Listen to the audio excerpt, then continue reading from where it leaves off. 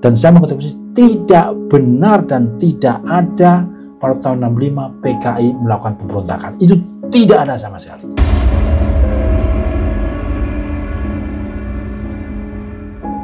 Memang Soeharto itu mengendaki agar Yani itu meninggal.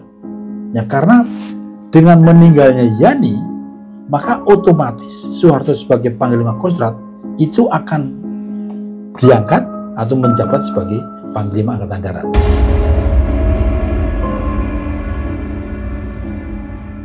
Saya akan selalu bilang bahwa monumen di Lubang Buaya sana yang seolah-olah itu kekejaman PKI itu sebetulnya juga rekayasa.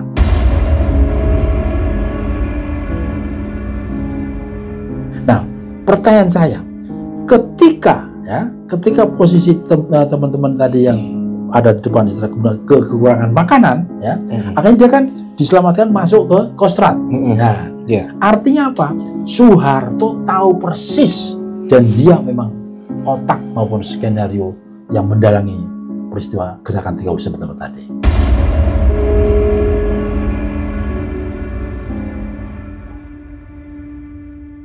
Wiranto belum cukup dan saya selalu bilang itu saya dari perkembangan dari bawah belum sampai waktunya. Jadi di sini ada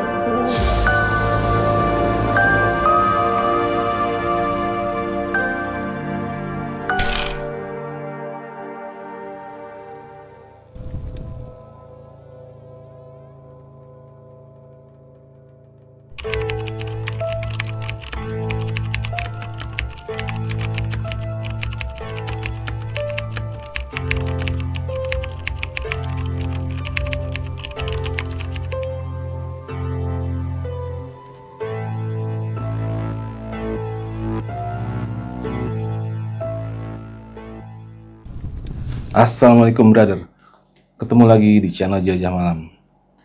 Di bulan September, biasanya bangsa Indonesia akan diingatkan kembali kepada memori kelam kejadian tahun 65, yaitu pemberontakan G30 SPKI. Dan selama ini, dari gua kecil sampai gua lulus kuliah, apa yang selalu gua dapat dari pemberitaan sepihak, artinya pemberitaan versi Orde Baru.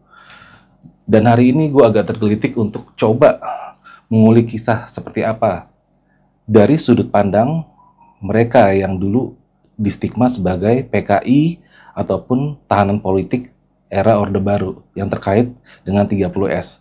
Apakah benar persis sama seperti yang diberitakan Soeharto atau mungkin ada perbedaan-perbedaan?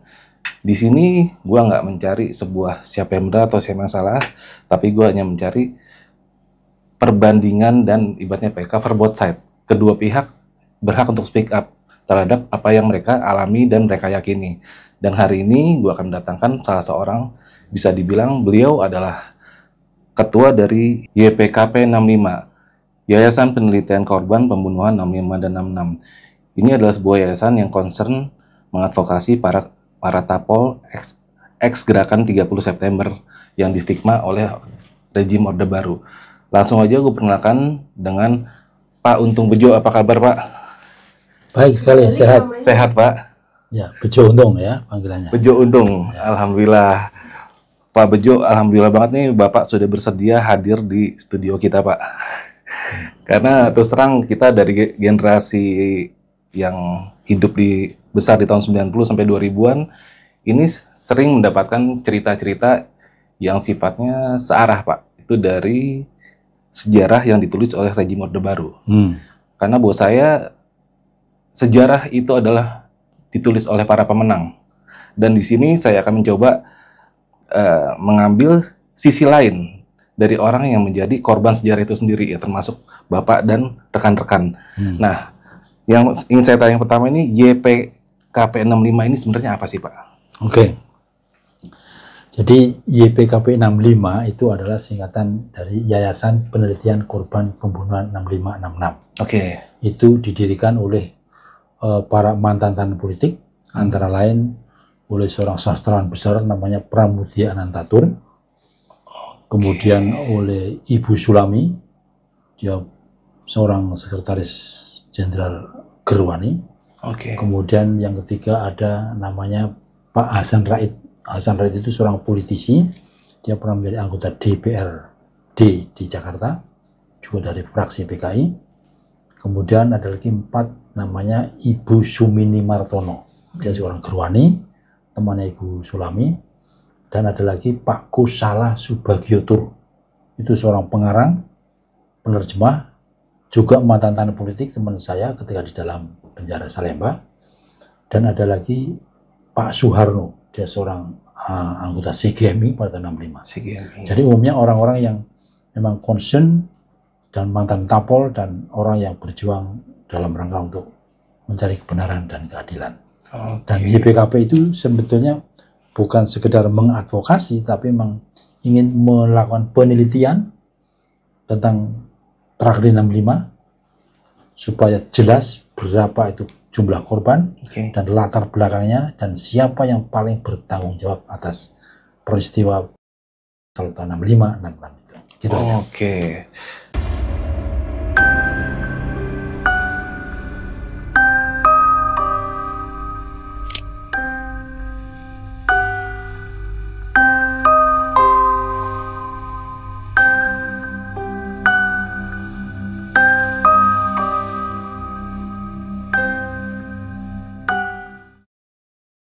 Dan ini kalau boleh saya bilang, Bapak sendiri pun merupakan salah seorang korban ex-tapol yang sempat menjalani 9 tahun hukuman di penjara tanpa ada peradilan sekalipun. Ya, Betul, seperti itu, Pak. Betul. Itu awalnya gimana sih, Pak? Bisa sampai seperti itu, Pak? Ya. Jadi memang ini suatu hal yang sangat aneh. Waktu tahun 65 itu saya baru kelas 3 SPG, Sekolah Pendidikan Guru, di tahun ketiga, yang sebentar lagi mau tamat, tetapi tiba-tiba ada peristiwa kelam 65 itu. Dan ketika itu saya aktif di sebuah organisasi pelajar namanya Ikatan Pemuda Pelajar Indonesia, disingkat IPPI. Iya. Jadi kami sebagai pelajar itu hanya fokus pada kegiatan olahraga, kegiatan kesenian, deklamasi, sastra, ya, dan tidak tahu menahu masalah politik. Ya. Nggak ada hubungannya dengan politik tidak saat ada itu. masalah politik karena anak pelajar maunya adalah soal olahraga saja, begitu. Dan ini juga di dalam rangka untuk mengekspresikan jiwa pemuda, kesenian melalui olahraga di dalam organisasi IPI tadi. Ya.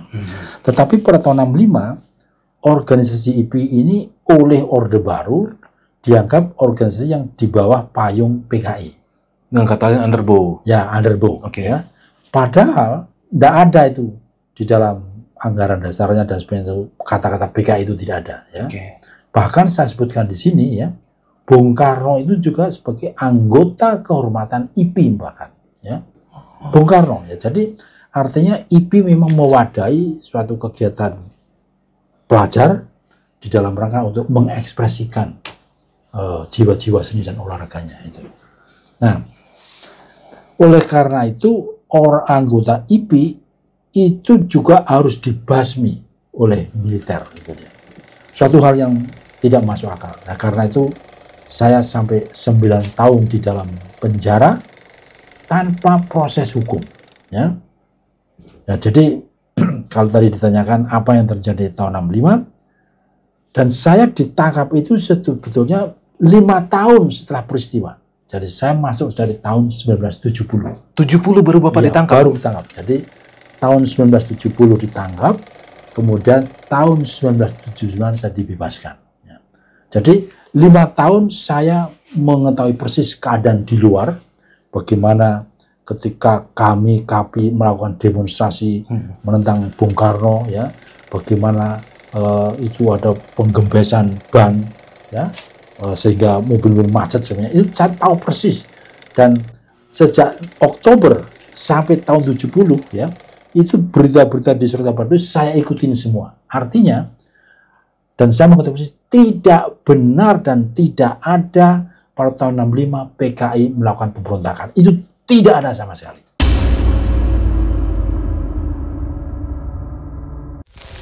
Bisa dengan tegas katakan tidak ada. Tidak ada. Tidak ada pemberontakan. Nah, karena apa?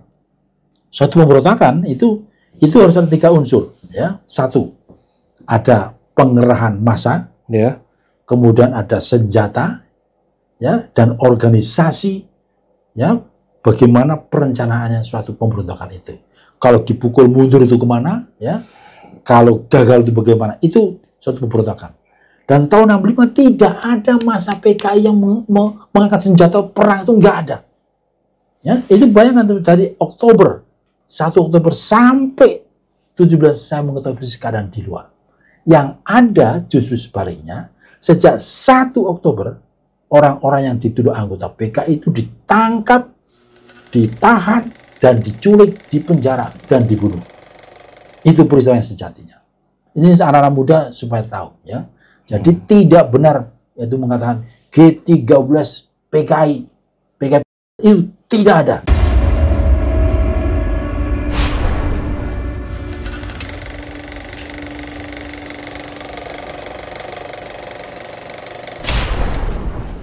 Sekarang kalau dari sudut pandang saya, anak yang lahir besar di generasi 92 ribuan lah.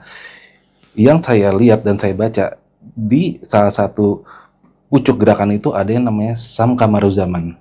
Dia kalau nggak salah Biro Intelijennya PKI ya, dan dia jelas terlibat. Artinya kan di sini ada unsur PKI, Pak. Gimana tuh kalau menurut Bapak? Oke, saya jawab ya. Jadi apa yang ditulis bahwa Sam Kamaruzaman itu sebagai Biro Khusus PKI, ya. Saya kebetulan bertemu juga dengan orang-orang PKI yang mengatakan di dalam struktur kepengurusan PKI tidak ada istilah biro khusus. Tidak ada, tidak masuk di dalam struktur itu. Jadi artinya ini di luar, ya. Dan yang kedua, saya mengetahui lagi bahwa Sam Kamaruzaman itu sangat jelas merupakan intel standar ganda. Di satu sisi dia seolah-olah orang PKI, bahwa di sisi lain dia adalah yang digunakan oleh militer atau tentara. Ya, karena itu di dalam kesaksian-kesaksiannya di dalam Mahmilub itu lebih banyak suatu kesaksian yang menyudutkan PKI, suatu hal yang mustahil. Teman saya itu mengatakan sebagai seorang yang dekat dengan Aidit itu mestinya dia hafal tokoh-tokoh PKI, anggota Politburo dan sebagainya. Ketika di dalam sidang Mahmilub itu si Kamaruzaman tidak hafal, tidak ngerti. Jadi ini betul-betul satu hal yang aneh. Maka itu saya bilang bahwa Sam Kamaruzaman memang sengaja dibuat atau diperalat oleh militer, ya, seolah-olah dia memang anggota PKI, padahal dia adalah orang militer. Dengan kata lain dia adalah agen ganda. Betul. Oke. Nah, satu lagi Pak, di saat 65 pagi itu, di mana pasukan Bima Sakti atau Pasopati yang menguasain RRI, itu kan ada laporannya si Untung yang menyatakan dia mendemisionerkan kabinet Dwi Kora. Artinya ini kan dia secara langsung jelas dia coup terhadap Soekarno. Artinya ini salah satu bukti kalau PKI itu emang berontak dong Pak. Menurut Bapak gimana tuh Pak? Ya. Jadi dimulai dari gerakan 30 September, ya, itu yang saya dengar di dalam berita-berita itu bahwa ada sekelompok Dewan Jenderal yang ingin melakukan kudeta terhadap Bung Karno. Ya, Dewan Jenderal inilah yang akan disingkirkan oleh apa yang disebut Dewan Revolusi, Dewan Revolusioner. Nah, suatu pertanyaan bagi saya, ya, Letnan Kolonel Untung sebagai seorang yang ditugasi untuk mengamankan keselamatan Bung Karno, tentu saja dengan adanya laporan bahwa Dewan Jenderal akan melakukan kudeta dan berarti penempatan Bung Karno di dalam bahaya, dia melakukan sesuatu. Tetapi sekali lagi, ini semuanya adalah suatu rekayasa, ya, dari kekuatan besar tertentu, ya, dalam ini saya katakan adalah agen-agen CIA dengan sekutunya yang bekerja sama dengan tentara angkatan darat untuk bagaimana, ya, bagaimana menjatuhkan Bung Karno, ya, dengan akhirnya memfitnah PKI. Ini adalah dari situ. Karena itu segala skenario misalnya Letnan Kolonel Untung kemudian mengumumkan di RRI, ya, kemudian selalu mendemisionerkan dan bahkan dia menurunkan kepangkatannya dan sebagainya. Itu suatu hal yang aneh. Dan sesudah itu, ya, dari jarak September Oktober 1 hari itu ya, itu nggak ada kelanjutannya lagi. Saya sebagai orang kampung ketika itu mendengarkan berita radio ya, yang semua disuruh untuk mendengarkan, itu nggak ada kelanjutannya. Jadi memang seolah-olah memang sengaja dirancang gerakan 3 adalah untuk gagal. Untuk gagal. Nah, satu contoh lagi, ini satu hal yang saya melakukan penelitian. Ada seorang kawan kami namanya Suparno, itu dari Mojokerto. Dia dari Brawijaya, ya, dari Jawa Timur. Dia datang ke Jakarta itu atas panggilan Soeharto, radiogram, Kostrad. Di dalam posisi siap tempur, ya. Dia didatangkan dari sana, ya, dari Mojokerto. Kemudian dia diapel juga oleh Soeharto. Soeharto yang mengapelnya. Waktu dia cerita, dia apelnya waktu di Senayan, tapi akhirnya juga ditempatkan di depan istana itu. Ya. Artinya apa? Dia didatangkan dari Jawa Timur, bukan cuma pasukan Brawijaya, tapi juga ada dari Jawa Tengah. Ya, itu didatangkan di dalam rangka untuk apa yang disebut mengamankan rencana 5 Oktober tadi. Ya. Nah, pertanyaan saya, ketika posisi teman-teman tadi yang ada di depan istana kemudian kekurangan makanan, ya, akhirnya dia kan diselamatkan masuk ke Kostrad. Nah, artinya apa? Soeharto tahu persis dan dia memang otak maupun skenario yang mendalangi peristiwa gerakan 30 September tadi.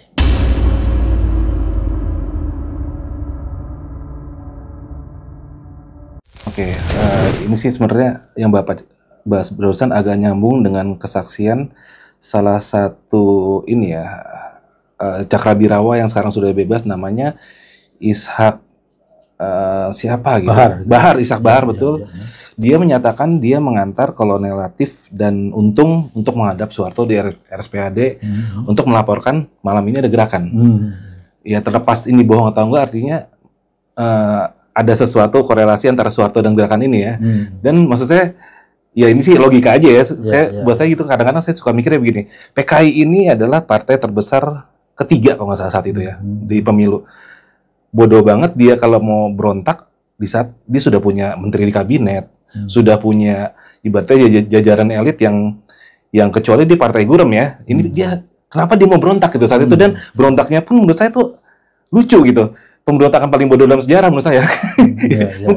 Mungkin kalau berarti dianalogikan dengan Bapak tadi, itu adalah Sam memang mendesain ini untuk gagal karena dia adalah agen ganda. Jadi ya apa ya, kalau menurut saya memang agak aneh sih, memang agak aneh Sam ini. Jadi dia itu merencanakan sesuatu yang tidak matang, dan katanya kan dijanjikan akan ada bantuan dari Jawa Tengah dan Jawa Timur ya, Panser dan segala macam, yang memang nyatanya nggak pernah ada. Dan Sam sebagai pucuk pimpinan, menurut saya itu agak aneh kenapa. Kan logikanya begitu. Sedangkan yang di bawah-bawahnya aja nih, saat itu kan dia masih di penjara sampai tahun berapa Pak? 78 ya kalau nggak salah ya. Nah itu ini bro, ini salah satu ini yang menurut gua hal yang keanehan sih, tapi gue sendiri pun nggak bisa menyimpulkan karena gue hanya berbicara berdasarkan apa yang gue tahu selama ini dari media yang gue dengar dan gue baca. Tapi kali ini kan gue dapat penyeimbang dari orang yang langsung ada di sana dan tahu persis apa yang terjadi. Nah satu lagi Pak, sebentar, itu perlu dielaborasi masalah bagaimana itu melaporkan Latif ke Soeharto, itu supaya jelas itu. Jadi saya akan tambahkan segini-gini. Ya. Oke. Itu artinya ya waktu itu kan Soeharto di dalam rangka membesuk si Tommy yang kena sop panas tadi ya, mie tadi. Nah, si Latif itu memang lapor kepada Soeharto bahwa dini hari nanti akan ada gerakan supaya di backup ya, dan memang karena Latif atasannya adalah Soeharto ya, sehingga Soeharto itu perlu tahu. Nah, pertanyaan saya begini ya, artinya Soeharto mengetahui bahwa nanti pada dini hari akan ada terjadi penculikan dan jenderal. Ya. Nah, ini saya terangkan sedikit. Memang Soeharto itu mengendaki agar Yani itu meninggal. Ya, karena dengan meninggalnya Yani, maka otomatis Soeharto sebagai Panglima Kostrad itu akan diangkat atau menjabat sebagai Panglima Angkatan Darat. Karena antara Yani dengan Soeharto itu ada semacam dendam, ya, Yani pernah menempeleng Soeharto karena Soeharto pernah terlibat dalam aksi penyeludupan, ya, ada penemuan bahan pentil atau apa itu ya. Jadi inilah watak dari Soeharto, memang dia suatu dendam, ya, bahwa suatu saat dia pasti akan kami hajar, kira begitulah. Nah, suatu keberuntungan oleh Soeharto ketika dia sudah ditempelan dan sebelum mau dipecat, ya, akhirnya dilindungi oleh Bung Karno dan dia disekolahkan ke Sekuat, gitu dia, ya. Nah, kembali, kalau dia mengetahui mau ada jenderal, mestinya Soeharto kan harus lapor, mencegah kepada atasannya, ya. Paling tidak harus ini nanti tindakannya harus dilapor kepada Panglima Angkatan Darat atau atasnya lagi. Tetapi ini tidak dilakukan. Jadi apabila menganalogikan semua orang yang mengetahui mendengar tragedi 65 harus ditangkap, mestinya Soeharto harus ditangkap. Itu penjelasan saya.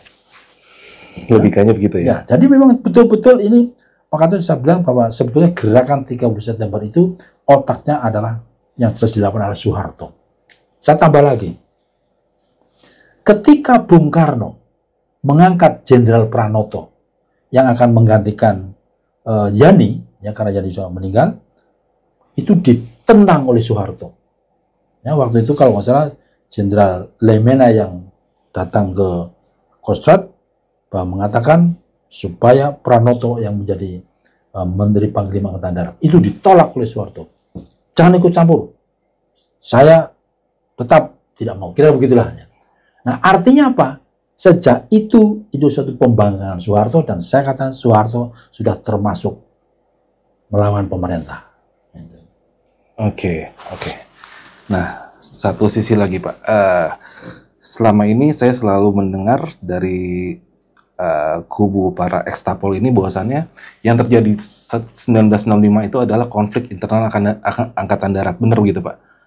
Ya. Nah, oke. Itu tidak salah, bahkan waktu itu statement dari orang-orang katakanlah PKI, ya, itu mengatakan bahwa masalah itu adalah masalah internal Angkatan Darat. PKI sama sekali tidak tahu menau dan itu adalah masalah internal Angkatan Darat. Nah, perlu diketahui bagaimana mungkin partai politik PKI yang sudah begitu besar massa, ya, kemudian bagaimana mungkin akan mempengaruhi struktur kenegaraan, ketentaraan, itu tidak ada, ya, tidak mungkin. Dan memang Angkatan Darat atau ABRI ketika itu nggak bisa dicampuri oleh suatu organisasi partai politik, ya.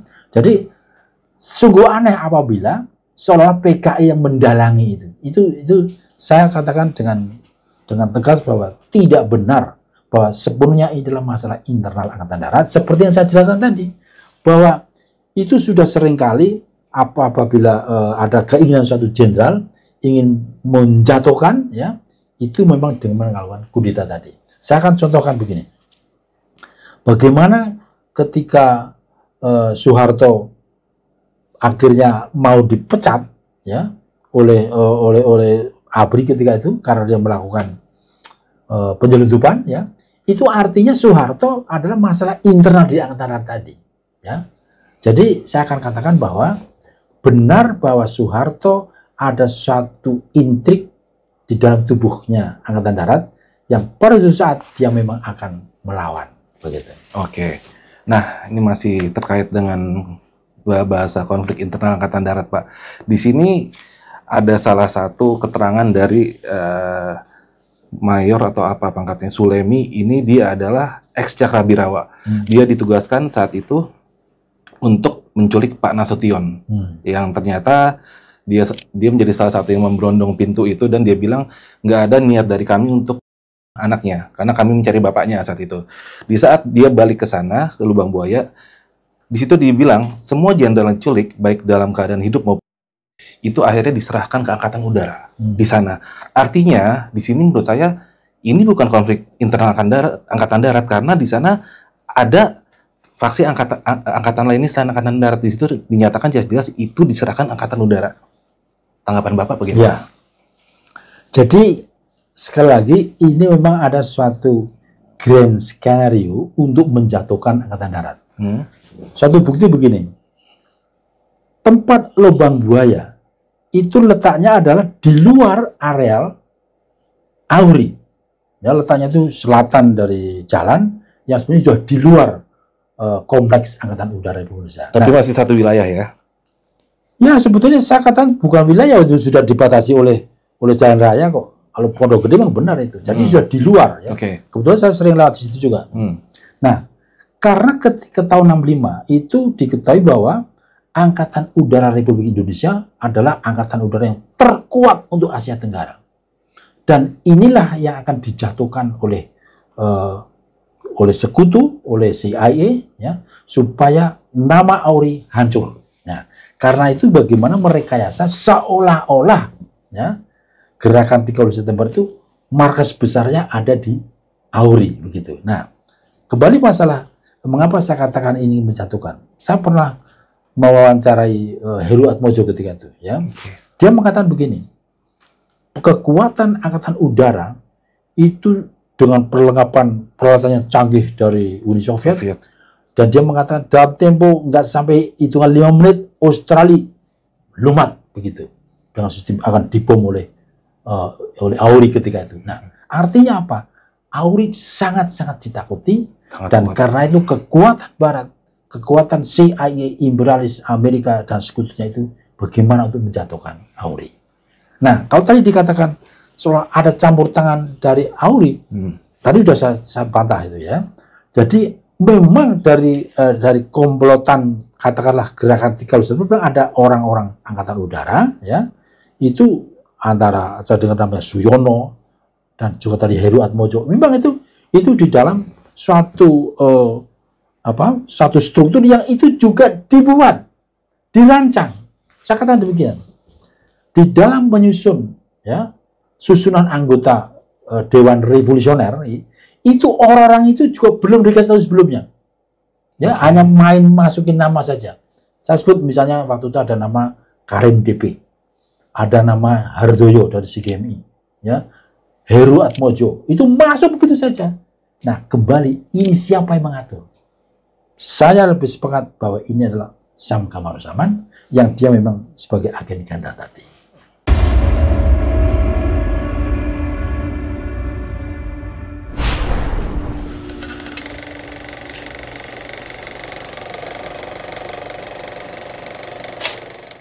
Oke, dari keterangan barusan tuh bisa saya garis bawahi ya kalau setidaknya menurut perspektif Bapak, PKI ini juga merupakan korban ya.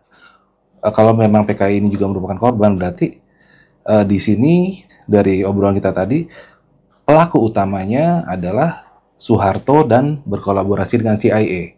Betul begitu, Pak? Ya. Oke. Tapi keterangan Sam Kamaruzaman sendiri di Mahmilub bahwasannya dia mendapat perintah langsung dari Aidit saat itu. Nah, itu gimana, Pak? Artinya Aidit mengetahui dong, Pak? Oke, saya jawab ya. Itu ocehannya si Kamaruzaman itu juga tidak bisa dikonfirmasi karena Aidit di dalam posisi sudah ditembak. Jadi itu sama saja tidak ada fakta kebenaran dari apa yang dikatakan oleh Sam Kamaruzaman ya. Tetapi suatu fakta begini. Saya dengar langsung dari anaknya DN Aidit namanya Ilham ya. Ilham Aidit. Itu dia mengatakan bahwa di tengah malam bahkan lewat dini hari ya pada tanggal 30 September itu DN Aidit bapaknya si Ilham itu malam-malam justru diculik oleh sekelompok tentara ya hingga dibawa ke suatu tempat.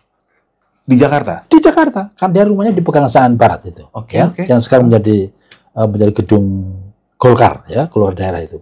Jadi Aidit itu tidak tahu bahwa dia seolah-olah diajak oleh sekelompok tentara, ya, malam-malam itu dibawa yang akhirnya ketahuan bahwa dia dibawa ke Halim.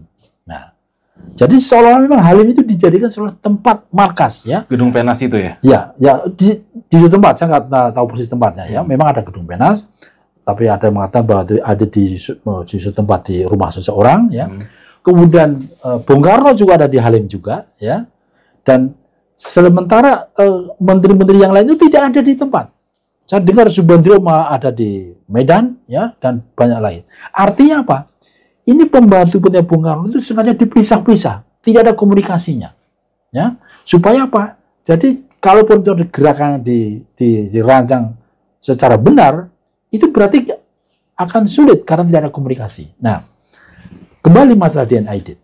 Saya tidak percaya benar kalau Aidit itu mendalangi ini, ya, karena tadi sempat dikatakan PKI itu partai besar tahun 65 itu memang waktu pemilu 55 kekuatan nomor 3 terbesar, ya. Tetapi 65 itu lebih dahsyat lagi karena dia dengan caranya dia melakukan bagaimana menarik simpati rakyat dengan dia gerakan taninya, dengan gerakan seni lekra itu berhasil, ya, memikat hati rakyat. Underboy jalan semua itu. Memperjuangkan keinginan rakyatnya. Artinya apa? Itu saya tahu persis tahun 65 apabila pemilihan umum itu PKI pasti akan menang, ya.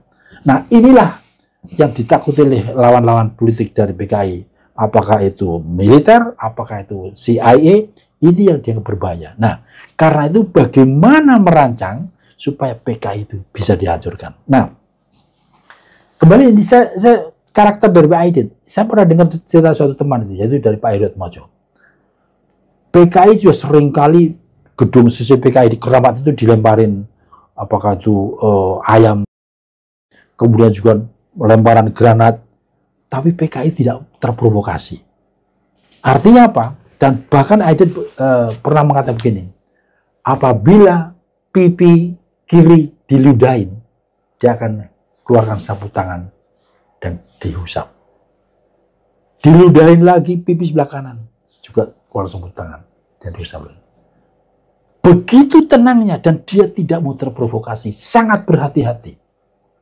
Ya, jadi kalau mereka wah itu pemberontak, itu satu hal yang absurd, tidak mungkin. Saya katakan bahwa dia orang yang cermat, ya, bahwa dia begitu mendapat karisma dan masanya bisa mengorganisasi itu harus diakui. Akhirnya PKI menjadi kekuatan yang sangat-sangat kuat dan ikut membela Bung Karno. Nah, kembali saya katakan lagi, ya, PKI menjadi tulang punggungnya kekuatan Bung Karno. Tanpa PKI, Soekarno tidak bisa apa-apa. Maka dari itu, bagaimana cara menjatuhkan Soekarno adalah dengan cara menghancurkan PKI. Inilah konsep yang akhirnya diputuskan oleh para intelijen CIA dengan sekutunya ketika dia melakukan pertemuan di Baguio City di Manila. Ya. Jadi akan saya cerita sedikit karena ini apa yang saya omongkan itu adalah hasil dari bukan wawancara, omongan saya dengan Pak Heru Atmojo. Heru Atmojo itu selain dia sebagai seorang perwira Angkatan Udara, dia juga ditugasi sebagai asisten intelijen AUI, ya. Iya, betul. Jadi dia mempelajari soal intelijen. Dia menyaksikan bahwa CIA dengan sekutunya itu melakukan diskusi di Baguio City, ya, bagaimana merancang untuk menghancurkan Soekarno. Ketika itu ada satu kata Pak Heru begini,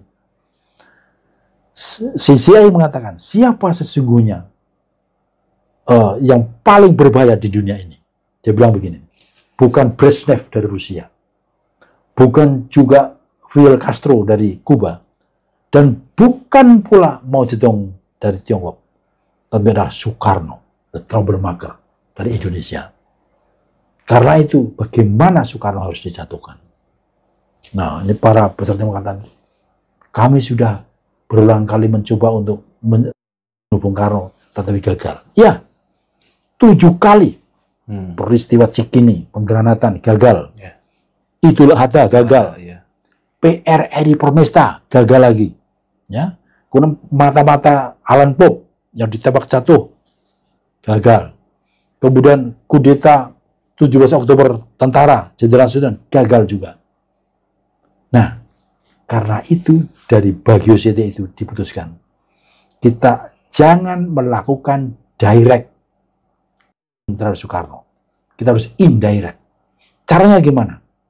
Yaitu kekuatan yang mendukung Soekarno itu harus dihancurkan, yaitu PKI. Maka dari itu, militer bagaimana merancang supaya PKI dihancurkan, seolah-olah PKI mendalangi gerakan 30 September, dan akhirnya seluruh anggota dan simpatisan, bahkan sampai ke anak cucunya dihancurkan oleh tentara. Itu suatu hal yang sangat mustahil. Bagaimana mungkin jenderal yang dibunuh di Jakarta hanya 7 orang, tiba-tiba seluruh Indonesia itu orang yang tidak tahu menahu ditangkap. Dan saya menemukan kuburan massal di seluruh Indonesia ada 356 titik, dan itu jumlah masih berkembang lagi. Kuburan massal yang di Sumatera Utara, di Bukit Tinggi, di Palembang, Pulau Kemaru, Lampung, Jawa Tengah, Jawa Barat, Jawa Timur, Bali, banyak sekali. Luar biasa. Jadi karena itu, pada kesempatan ini, saya hanya minta pertanggungan jawab negara atas terjadinya kejahatan kemanusiaan itu. Oke, ini menarik ya. Ini saya masih tarik ke masalah DNA audit lagi, Pak ya. Jadi DNA audit ini di pemahaman saya dan generasi saya adalah kita berparameter dari cerita alur film saat itu. Alur film itu bahwa audit ini ikut rapat di Gedung Penas. Dan akhirnya dari Halim dia diterbangkan ke Jawa Tengah. Di Jawa Tengah akhirnya dia ditangkap oleh Kesatuan Angkatan Darat dan dieksekusi langsung. Artinya ini ada sedikit perbedaan dengan cerita Bapak tadi, bahwasannya memang audit ini diciduk sudah langsung dari rumahnya oleh tentara. Artinya kan ini ada dua versi yang berbeda ya. Dan yang buat saya aneh adalah kalaupun memang itu Angkatan Darat berhasil nangkap audit, harusnya disidangkan dong, biar ketahuan kejahatannya. Kenapa dieksekusi langsung? Dan yang mengeksekusi pun itu masih pangkatnya letkol lah kalau nggak salah ya. Ibaratnya perwira menengah lah ya. Dan itu dia nggak dapat, bisa dibilang nggak dapat sanksi apa-apa. Dia kan namanya mengeksekusi tanpa ada peradilan. Ini kunci loh. Ini pemimpin partai yang tersangka. Nah ini menurut saya ini emang agak aneh juga sih. Jadi apa ya, peristiwa 65 ini banyak sekali tabir yang menurut saya tuh, saya nggak bilang yang kanan bener atau kiri bener, tapi di sini saya mencoba melihat dengan logika, Pak, gitu Pak ya. Kalau memang audit ini ketangkep, kenapa sih dia nggak kan harusnya prestasi dong, suatu nih gembongnya gue tangkep, ayo kita adilin, kan begitu. Tapi enggak, kenapa dieksekusi? Itu menurut Bapak alasannya kenapa dieksekusi, Pak?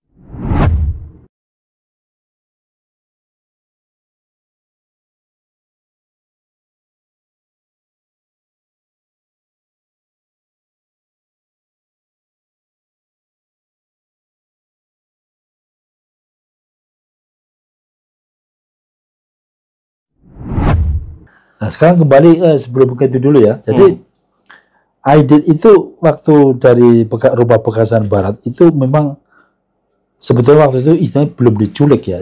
Memang dia diambil oleh sekelompok tentara. Yang tentara itu saya kira orang-orang yang memang punya maksud tertentu, dan dia dibawa ke Halim. Ya.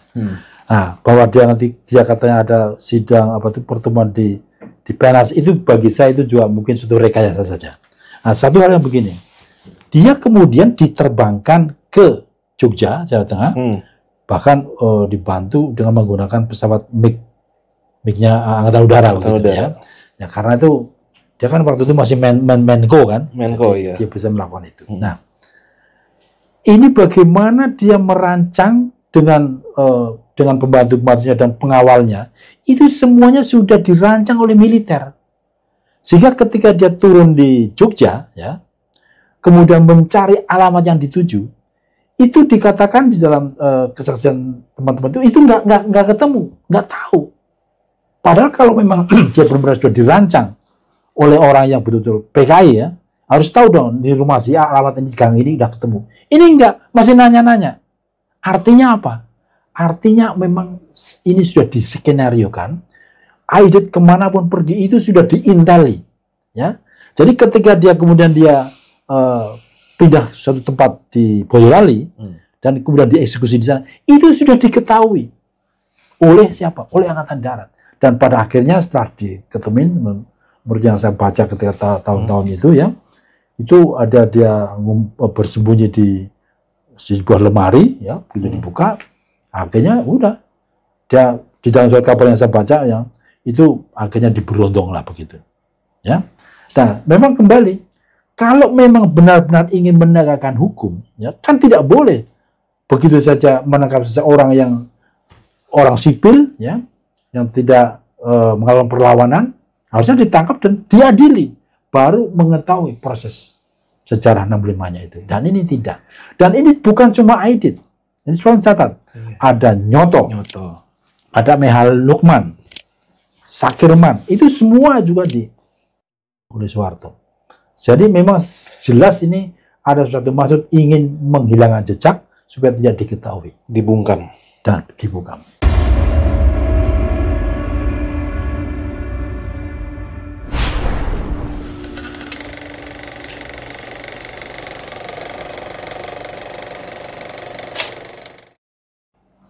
Oke, pasca kejadian Lubang Buaya, ini kan cikal bakal Soekarno ini lengser adalah di saat dia menyerahkan Super Smart kepada Soeharto, ya Pak ya. Dan di situ yang menurut saya baca adalah Soeharto diberi kewenangan untuk menertibkan keamanan dan berhak untuk menangkap siapapun yang terduga PKI. Tapi dia tidak mempunyai kewenangan untuk membubarkan PKI sebagai organisasi. Dikiranya SP11 Maret adalah satu penyerahan pemerintahan. Dikiranya SP11 Maret itu satu transfer of sovereignty, of authority. Nah, kalau menurut Bapak ini kenapa Soekarno tuh bisa dibilang kok saat itu dia sebagai kepala negara selemah itu gitu? Harusnya kan dia bisa, dia kan panglima tertinggi. Kenapa Soeharto bisa ibaratnya sewenang-wenang terhadap mandatnya dia gitu? Ya. Oke, sebelum ke situ saya akan memberikan satu ilustrasi dulu ya, karena tanggal-tanggal itu saya ada di Jakarta. Oke. Ya. Jadi pada tahun 1966 itu kan ya. Tepatnya pada tanggal 11 ya, 11 Maret ya.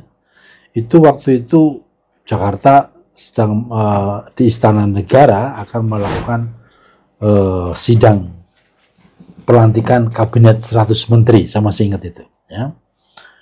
Nah, semua menteri diundang, tapi bagaimana supaya menteri tidak datang, karena itu militer mengorganisir mahasiswa untuk melakukan demonstrasi. Betul.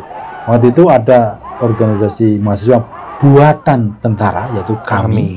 Kesatuan Aksi Mahasiswa Indonesia, itu melakukan demo-demo ya, menentang kebijakan Soekarno dan sebagainya. Nah, saya masih ingat ya, karena saya waktu itu masih ada di luar, belum ditangkap ya. Ketika rapat baru berjalan beberapa menit ya, kemudian Sabur, yaitu Komandan Cakrawirawan, lapor kepada Bung Karno bahwa ada pasukan tidak dikenal bergerak mau mengepung istana. Nah, itu terjadi bahwa ternyata itu adalah pasukan yang dipimpin oleh Kemal Idris ya. Nah, artinya itu gerakan ini memang sengaja akan mengacaukan dan ingin membubarkan sidang kabinet tadi.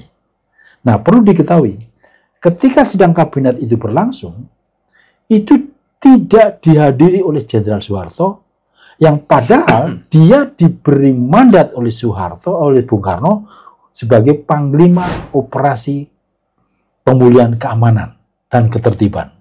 Artinya, dia yang paling bertanggung jawab untuk mengamankan ibu kota dan mengamankan jalannya pemerintahan.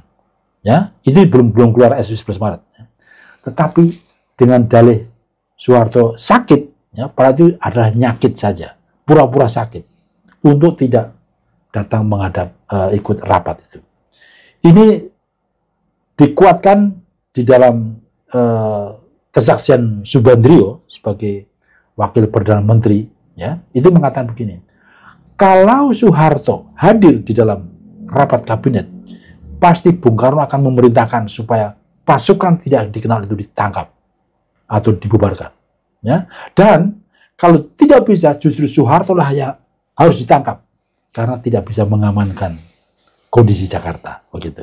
Nah, begitu terjadi kejadian yang kritis, kacau, akhirnya Bung Karno diamankan dan akhirnya dia bagaimana untuk bukan lari ya, menyelamatkan diri juga ke Bogor, Istana Bogor dengan menggunakan helikopter.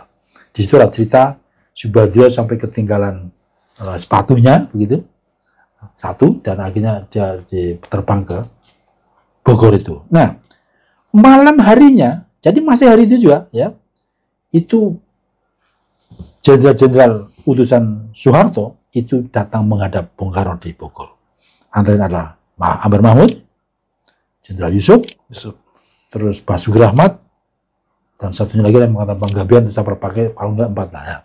Ini satu keanehan dari saksi-saksi pengawal Presiden Soekarno itu mengatakan 4 jenderal itu memaksa Bung Karno untuk menandatangani surat perintah.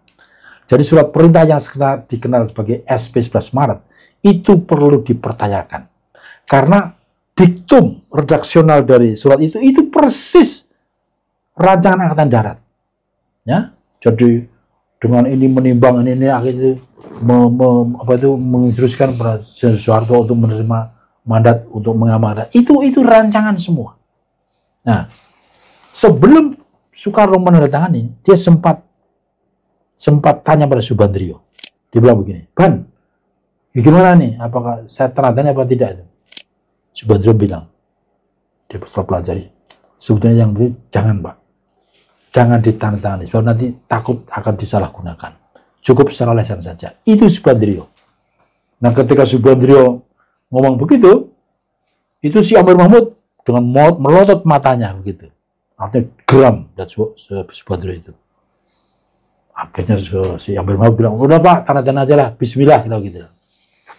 Nah, jadi artinya dikatakan bahwa proses penandatanganan SP itu adalah penuh tekanan. Penuh tekanan. Bahkan ada yang bilang mengeluarkan senjata segala itu. Ya, iya, saya sempat dengar itu di bawah todongan. Iya, betul begitu. Nah, oke, singkat kata, akhirnya sampai sekarang SP 11 Maret juga tidak jelas kemana rimbanya. Bahkan SP 11 Maret itu dijadikan sebagai alat pembenaran. Ya, karena pagi hari tanggal 12 Maret, saya waktu itu ada Jakarta di Tanjung Priok, mendengar bahwa Soeharto membubarkan PKI. Itu satu hal yang tidak bisa dibenarkan. Dan karena Soeharto tidak punya wewenang untuk membubarkan partai politik, yang ada adalah untuk menyelamatkan wibawa maupun keselamatan Bung Karno. Dan Bung Karno marah begitu dia. Yeah. Mungkin itu diceritakan. Setelah itu tanggal 13 Maret, jadi 2 hari setelah 11 Maret, itu Soekarno menerbitkan satu SP lagi, yang artinya itu menarik SP 11 Maret itu. Tapi lagi-lagi Soeharto memang sudah melawan itu. Ya, akhirnya apa? Inilah kejadiannya, malapetaka nasional. SP 11 Maret yang bermasalah dijadikan bahan rujukan seolah-olah itu konstitusional, padahal tidak benar. Dan sampai sekarang saya dengan tegas mempertanyakan bahwa SP 11 Maret adalah suatu manipulasi dan tidak benar itu digunakan sebagai alat untuk membubarkan suatu partai politik.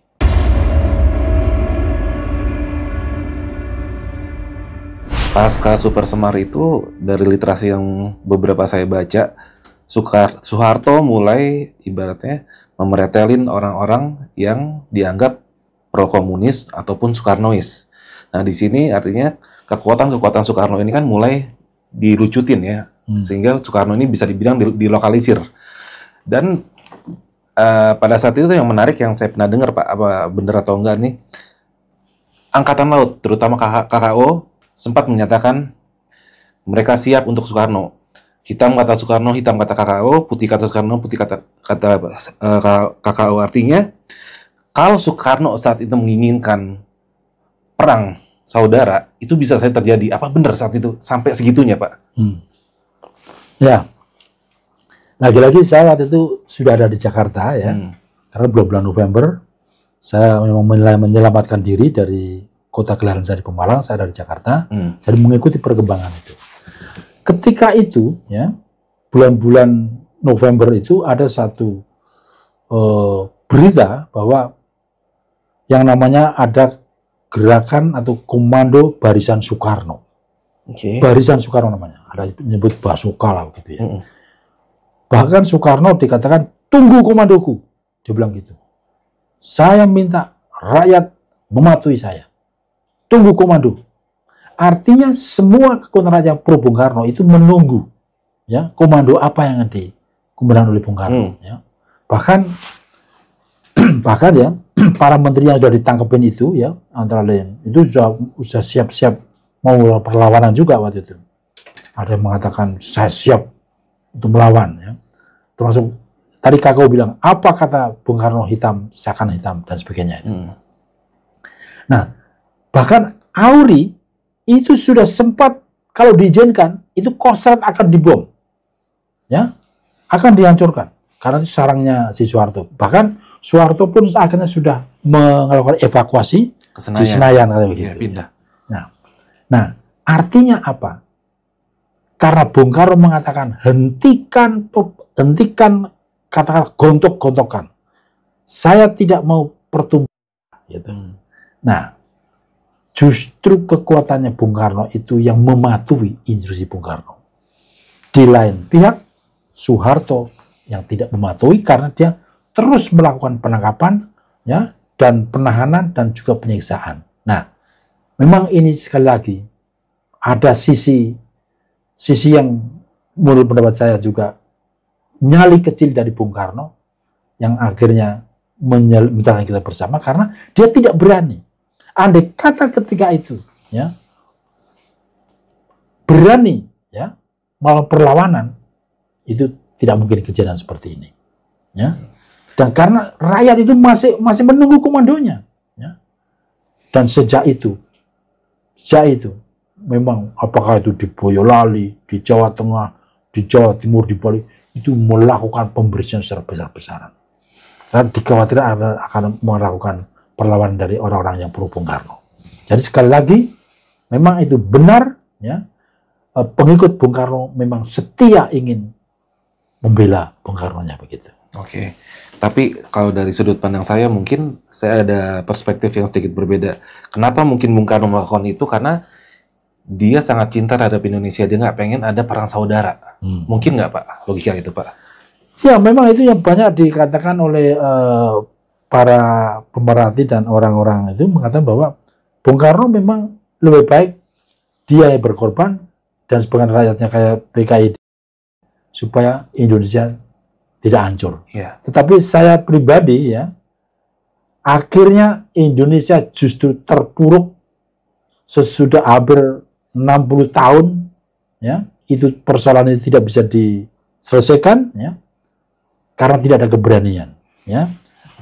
Saya katakan memang ada yang mengatakan bahwa Bung Karno takut akan darah. Ya, ada yang mengatakan dia disuntik aja nggak berani kok. Ya, dia nggak berani. Nah itulah kelemahan dari Soekarno yang dia betul-betul tidak memiliki suatu keberanian. Andai kata ya, ini karena pengandaian ya, ketika itu dia komando yang ditunggu-tunggu itu berhasil dikeluarkan untuk melakukan perlawanan, saya kira akan tidak seperti ini. Karena apa? AURI sudah siap, KKO sudah siap, polisi juga, polisi itu pro Bung Karno, ya. Kekuatan PKI waktu itu masih utuh, masih banyaknya belum banyak dibunuhin. Ya. Kami pun, saya, ya, ketika sampai bulan November ada di daerah, ya, itu juga dalam posisi kami tidak melakukan perlawanan, kami justru menjaga, ya, menjaga, jangan sampai terprovokasi begitu. Tetapi yang terjadi bahwa itu tentara RPK tiap hari lewat di Pantura untuk menuju ke Boyolali dan sebagainya, itu melakukan akhirnya pembunuhan. Ya, jadi kami akan menunjukkan bahwa betul-betul tidak mau melakukan pempertumpahan, tidak akan perlawanan. Ya, maka itu ini suatu bukti bahwa tidak ada itu pemberontakan. Karena PKI tidak punya senjata dan dia dalam posisi menunggu komando Bung Karno.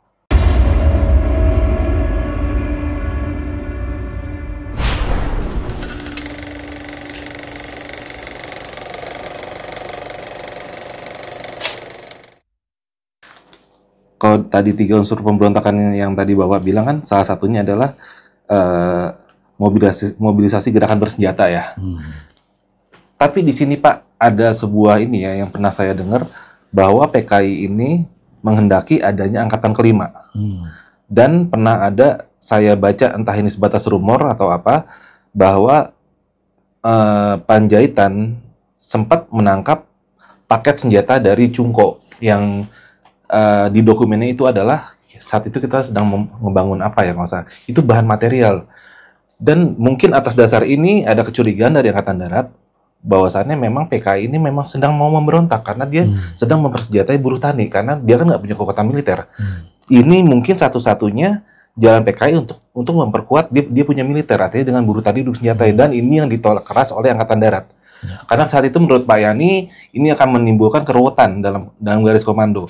Jadi wajar dong kalau saat itu ibaratnya Angkatan Darat berprasangka buruk terhadap PKI dan gerakannya karena mempersenjatai buruh tani ini apa urgensinya coba? Oke. Saya akan jelaskan dikit ya.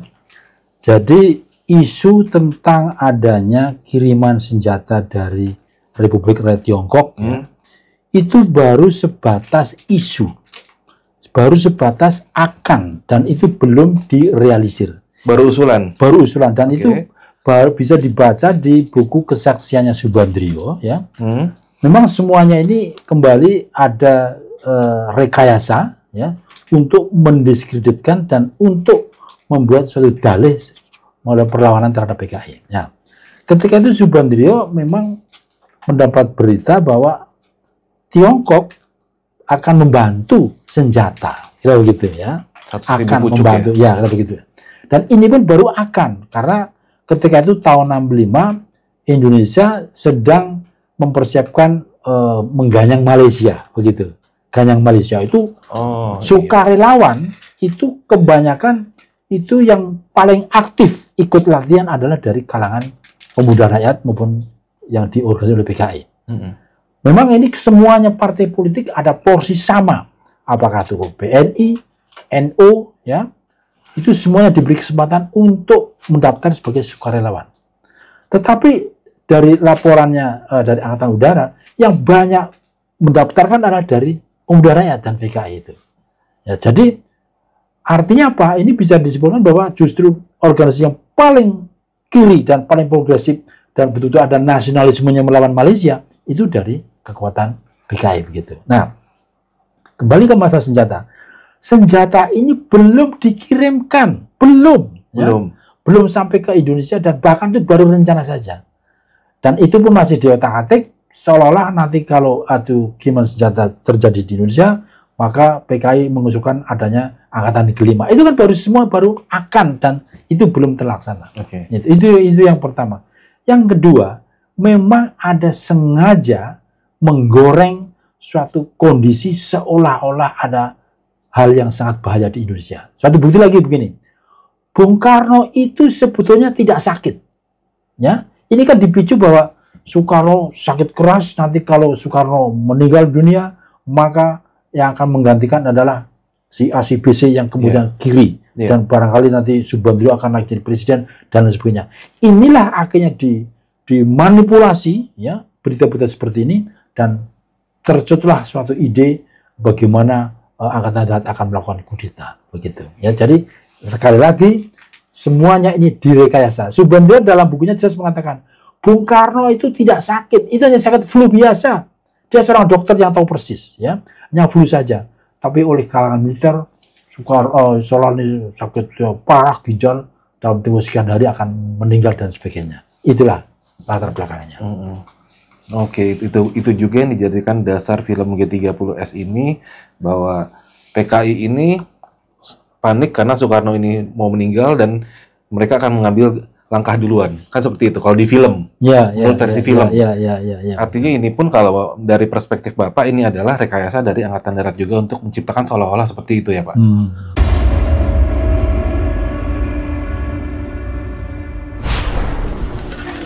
Ini ada surat pernyataan tentang Dewan Jenderal. Tekan! Ayo tekan! Akui situ anggota Dewan Jenderal. Akui Dewan Jenderal itu ada. Nah, jadi ada nih Pak wacana untuk pemutaran kembali film Gerakan 30 September itu. Kalau menurut saya sih apa ya, sebagai generasi sekarang mungkin ada bagusnya biar paling enggak masyarakat generasi muda bahkan generasi yang akan datang tuh tahu sejarah kita seperti apa. Tapi kan mungkin Bapak punya pandangan berbeda ya, karena film ini sendiri ada yang pro dan ada yang kontra, dan saya yakin Bapak termasuk yang kontra, dan kalaupun Bapak kontra alasannya apa?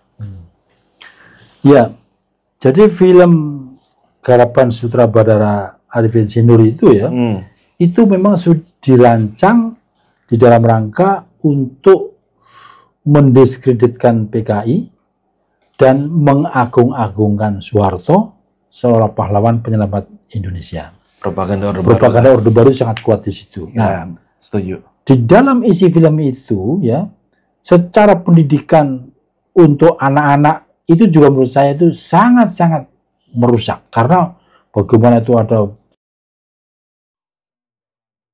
itu menciptakan satu ketakutan yang luar biasa. Dan oleh karena itu ya, oleh Menteri Pendidikan dan kemudian saat itu zamannya Gus Dur, tapi saya lupa sebelumnya, itu bahkan sudah dilarang. Menteri Penerangan waktu itu juga mengatakan itu film lebih baik untuk tidak ditayangkan.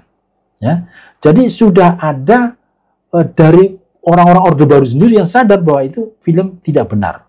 Ya, di samping memang sangat jelas bahwa selalu ada tari harum bunga, Gerwani mencukil mata, itu semua juga tidak benar, salah semua. Ya, kemudian forensik itu sudah membuktikan, dokter forensik bahwa tidak ada itu luka-luka bekas cukil mata dan sebagainya. Itu artinya apa?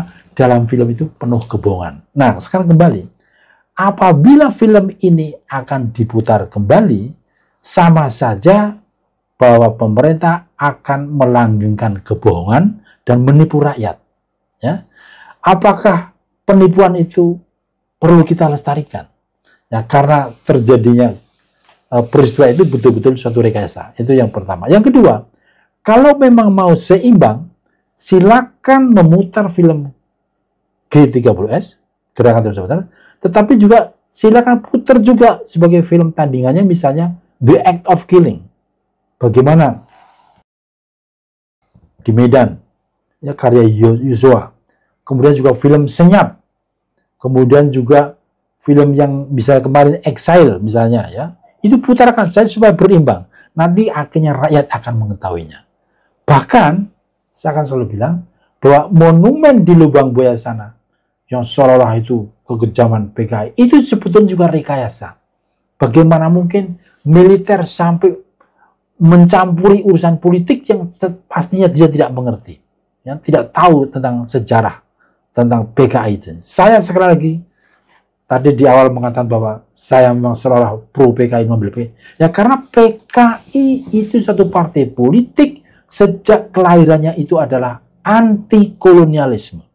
Ya, dia dibangun pada tahun 1920 dan tahun 26 dia melakukan pemberontakan pada Belanda karena kecintaannya, ya, ingin membebaskan Indonesia dari kolonial. Ya, jadi sekali lagi saya mengerti persis bahwa PKI di dalam perjalanannya, ya, itu bagaimana dia mengajarkan pendidikan kerakyatan, membela kaum tani rakyat, itu dalam rangka itu. Saya tidak membela dalam arti, tapi dalam rangka untuk meluruskan sejarah, peri kemanusiaannya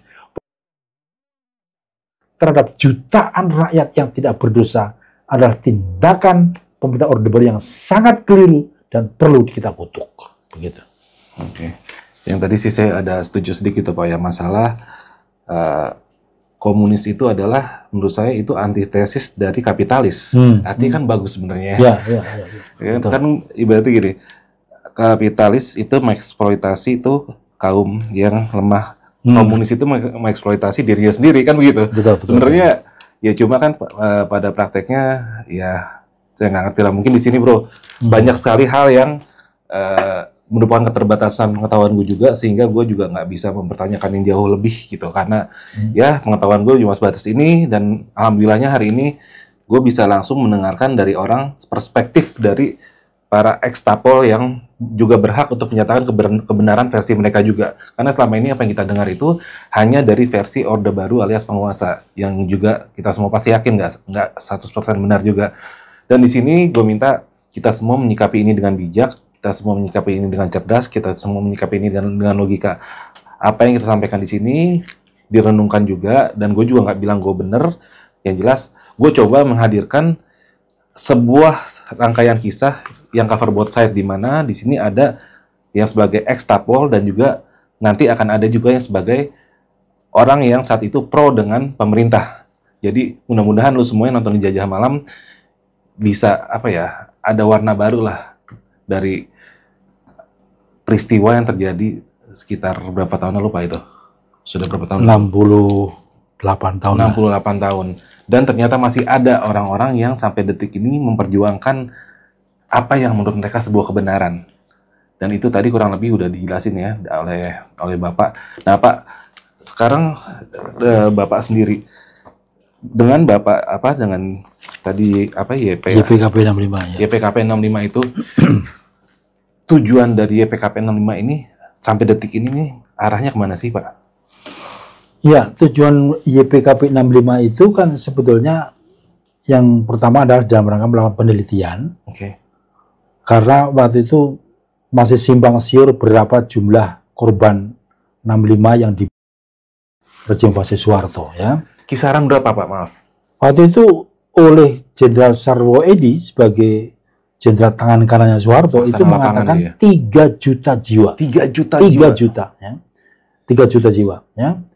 Bahkan dia mengatakan sekurang-kurangnya 500.000, dia menggunakan istilah itu. Sampai 3 juta. Karena 3 juta waktu itu analoginya adalah anggota PKI gitu itu adalah 3 juta.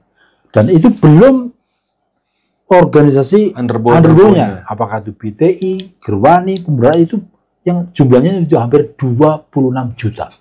Jadi saya bahkan mengatakan bisa jadi lebih dari 3 juta. Karena itu YPKP melakukan penelitian dan sampai hari ini menemukan lokasi kuburan massal ada 356, di mana itu jumlahnya masih bisa bertambah karena kami keterbatasan sumber daya sehingga kami belum melanjutkan lagi. Nah, bahwa kuburan-kuburan massal yang berserakan di seluruh Indonesia ini satu bukti korbannya jutaan itu. Oke, dan dari beberapa titik lokasi pembantaian ya bisa dibilang kan sudah ditimbun. Apakah sudah ada Pak yang lokasinya di sini kita buktikan, kita gali dan oh iya benar ada? Ya, ada satu kuburan massal yang sudah pernah digali oleh YPKP yaitu di hutan Dempes Wonosobo. Ya. Wonosobo. Waktu itu saksinya adalah seorang sipir penjara yang dia mencatat jumlah orang nama-namanya ya, yang dipindahkan dari penjara Wirogunan Yogyakarta itu dikirim ke Wonosobo dan akhirnya setelah dalam penjara itu ada narapidana yang disuruh menggali lubang untuk mengubur untuk tempat eksekusi tadi. Nah, jumlahnya dari 19 kerangka yang diduga waktu hari 19 ternyata ada 23 orang. Nah, karena salah satu dari korban yang dieksekusi adalah ayah dari teman saya namanya Muhayati, orang Jogja, ya, bahwa dia ada di dalam deretan kerangka yang kami gali itu. Ya, itu terjadi pada tahun 2000 kami melakukan penggalian massal itu.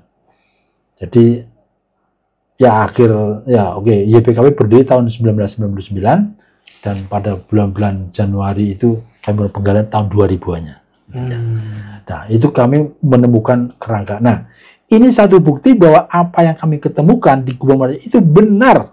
Dan saya di sini akan saya katakan semua kuburan massal yang kami temukan, apakah itu di Sumatera, Bukit Tinggi, Jawa, itu valid karena kami datang langsung untuk membuktikan bahwa itu ada kuburan massal dan saksinya masih ada, ya. Jadi maka itu saya bisa mengatakan itu valid karena berdasarkan saksi-saksi yang kami datangi, gitu. Oke. Tinggal nanti untuk finalnya mungkin kalau memang sudah ada sumber dayanya akan coba digali. Iya. Nah, soal penggalian itu saya pikir memiliki satu prosedur yang agak rumit ya karena pemerintah sekarang maupun ya pemerintah itu masih tetap melindungi para pelaku ya sehingga kami ada kesulitan. Nah, suatu bukti bahwa mengapa sampai hari ini negara, pemerintah tidak membentuk suatu pengadilan hak asasi manusia.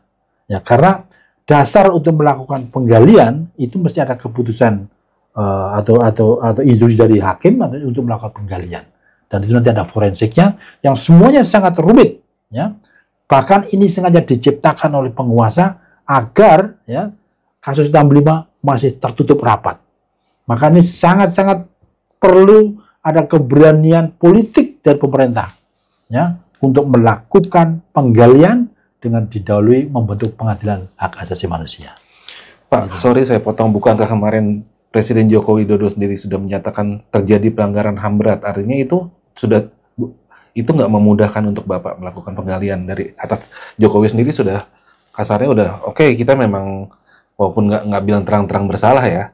Saat itu kan dia cuma, kalau menurut Bapak gimana tuh? Ya, memang pemerintah sudah mengeluarkan Kepres dan instruksi Presiden dan dia sudah mengakui dan menyesali ada terjadi kasus pelanggaran hak asasi manusia, terjadi 12 kasus termasuk tragedi 6566 ya. Bahkan dia mengatakan korban akan direhabilitasi dan sebagainya ya. Tetapi di dalam pernyataannya Jokowi, dia menyesali dan mengakui, tetapi dia tidak minta maaf. Mestinya itu harus satu rangkaian kalimat, mestinya negara harus minta maaf karena terjadi korban yang jutaan jiwa itu. Nah, penyelesaian model yang dikatakan oleh Jokowi secara non-judicial, bagi saya pribadi itu belum menyelesaikan masalah. Karena ini persoalan belum selesai, belum jelas, ya. Harus ada satu apa yang disebut transisionalnya, transitional justice-nya, yaitu perlu ada pengungkapan kebenaran. Mengapa terjadi peristiwa itu? Siapa yang menjadi korban? Siapa yang menjadi pelaku? Nah, Jokowi hanya mengatakan seolah-olah dari sisi korban saja, ya. Dan itu pun belum dilaksanakan. Sampai sekarang, ya, PPH-nya sudah habis masa kerjanya sampai Desember 23, itu belum diperpanjang dan itu mentah. Belum ada hasilnya apa-apa. Baru lip service ya, saja. Baru lip service dan itu hanya pencitraan saja. Maka dari itu, dari kalangan hak asasi manusia, aktivis, termasuk saya pribadi juga menolak penyelesaian model non-judicial yang sebetulnya itu justru melanggengkan impunitas. Mau saya, ya, perlu dibarengi dengan dibentuknya pengadilan HAM ad hoc, ya, untuk bisa mengidentifikasi korban dan juga pelakunya. Dan kalau memang itu bersalah, tangkap. Harus kita beri berani itu. Bahwa nantinya, ya, pelaku itu minta maaf, ya, karena waktu itu melakukan perintah dari atasannya, itu lain soal. Sehingga ada satu kejelasan. Itulah perlunya pengungkapan kebenaran. Oke. Nah, andaikan perspektif yang berbeda lagi nih Pak. Semisalkan dari keluarga para korban dari sisi sana, mungkin maaf dari keluarga yang mungkin kan juga yang saya dengar kan dulu PKI pun juga melakukan beberapa kekerasan di berbagai daerah, terutama di kalangan ulama. Nah, ini menurut Bapak gimana nih? Apakah itu juga sebuah rekayasa atau seperti apa? Kebetulan tahun-tahun 65 dan sebelumnya saya juga mengikuti perkembangan ini, ya. Karena dari kalangan lawan-lawan politik PKI, ya, itu dulu ada yang disebut Partai Masyumi, yang dia punya konotasi membela DITII, Darul Islam, dan ingin mendirikan negara Islam juga. Ini terjadi suatu pertentangan politik yang seringkali melakukan rekayasa dan memprovokasi. Jadi dikatakan seolah PKI melakukan penganiayaan atau menginjak-injak misalnya Al-Quran, itu sebenarnya juga tidak ada, tidak pernah ada.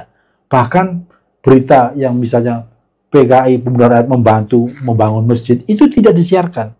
Jadi sengaja untuk memprovokasi. Ada, oh gitu, iya, betul, masjid. Betul. Jadi pemuda itu justru membantu membersihkan dan membuat masjid. Itu tahun-tahun 65. Dan ini yang tidak disiarkan. Silakan baca itu berita-berita tahun 65 ya itu. Nah, yang jelas dari kelompok DITII Masyumi itu memang itu waktu itu musuh negara karena ingin mendirikan negara Islam. Ya, dan Ben Kartosuwiryo memang dikejar-kejar ketika itu. Dan waktu itu memang yang paling gigih adalah dari kalangan pemuda dan PKI. Nah, jadi Sekarang ini setelah PKI dihancurkan, dia tidak bisa membela diri. Semua berita ditelan habis oleh kelompok mereka, seolah ulama dibantai. Itu tidak ada. Saya tahun 65 ada di sana, hidup ya, mengetahui persis antara Islam, nasionalis, komunis itu bersatu. Maka itu Bung Karno memiliki gagasan nasakom, nasionalisme, agama bersatu. Nah, ini adalah kelompok kecil yang sengaja diperalat dan mendapat provokasi, ada angin, terus diklik oleh CIA, jadilah peristiwa itu. Padahal kalau memang bisa jadi kenyataan impiannya Bung Karno itu, Nasakom ini bisa ada, ini pertama di dunia ya Pak? Oh, dahsyat itu. Dahsyat itu. Betul itu. Itu luar biasa. Dan bahkan itu Bung Karno gagasannya lagi kan ingin mempersatukan Asia, Afrika, Amerika Latin, ya kan? Betul. Dan dia sudah membentuk apa yang disebut CONEFO, Conference of the New Emerging Forces. Negara-negara anti-imperialis. Iya, gitu begitu. Nah, inilah ditakuti oleh imperialis Amerika itu. Betul. Oke, ini udah lumayan banget ya, bro. Banyak hal yang gue tanya dan juga sudah dijawab dengan sangat lugas oleh Om Bejo ini. Jadi apa ya? Mungkin ini sedikit bisa memberi pencerahan ya. Walaupun nanti kalau buat lo yang nggak setuju juga silahkan lo tulis di komen. Dan kalaupun gue rasa kita yang ini aja ya. Kalaupun nggak setuju, argumentasinya apa? Dasarnya apa? Jadi kita tuh bisa ngobrol, bro. Bukannya menghina begini, wah itu bukan kelas lu, bro. Jangan kayak gitu. Gue lebih suka kita diskusi yang menurut lu benar seperti apa dan dasarnya apa, faktanya apa, gitu loh. Dan di sini Pak Untung Bejo ini memang juga mencoba menjelaskan berdasarkan data dan fakta yang beliau punya, gitu loh. Dan gue di sini mungkin nggak bisa terlalu memberikan pertanyaan yang terlalu tajam karena mungkin ini sorry keterbatasan pengetahuan gue sendiri. Gue nggak mau so tahu, bro. Jadi saat ini gue terima kasih banget dengan Pak Untung nih sudah menjawab banyak sekali pertanyaan gue. Dan sebelum gue tutup nih, maaf Om, ini ada nggak sih harapan dari Om terhadap generasi sekarang? Apa sih yang Om harapin dengan perjuangan Om saat ini dan rekan-rekan yang masih ada saat ini? Ya, dengan singkat, saya pribadi selaku korban langsung yang pernah ditahan selama 9 tahun tanpa proses hukum, dan juga kepada teman-teman saya yang mengalami nasib yang sama, ditahan sampai 14 tahun, itu sampai hari ini ingin bertanya, apa salah kami? Kami tidak pernah mencuri, tidak pernah korupsi, tapi sudah ditahan, dibuang ke Bulu-Buru, Nusa Kambangan, dan sampai hari ini negara menutup mata dan menutup telinga. Keinginan kami hanya satu, tunjukkan kesalahan kami, dan kalau saya bersalah, silakan saya hukum, dan kalau tidak bersalah, teman-teman saya dan saya supaya direhabilitasi nama baik, dan kami menuntut hak-hak kami yang dilindungi oleh hukum. Oke. Biar ada kepastian ya. Ya, betul. Oke, brother. Gue rasa itu sudah cukup ya.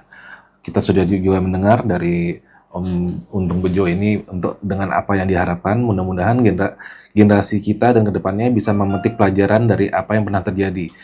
Jangan sampai kejadian seperti ini akan terulang lagi. Karena baik dari sudut yang di stigma PKI maupun dari sudut yang di sebelah sana ini semuanya sama-sama terluka, bro. Dan gue rasa dari sini kita belajar untuk gimana caranya negara kita ke depannya lebih baik lagi dengan apa yang pernah terjadi. Negara yang besar adalah negara yang selalu ingat dengan sejarah perjuangan negara itu sendiri. Oke, bro. Gue Arfi Reja Malam dan Om, terima kasih banyak ya sudah datang ke studio kita nih dan bercerita. Terima kasih. Mudah-mudahan kita ketemu lagi di episode selanjutnya. Oke. Assalamualaikum warahmatullahi wabarakatuh. Ya. Salam.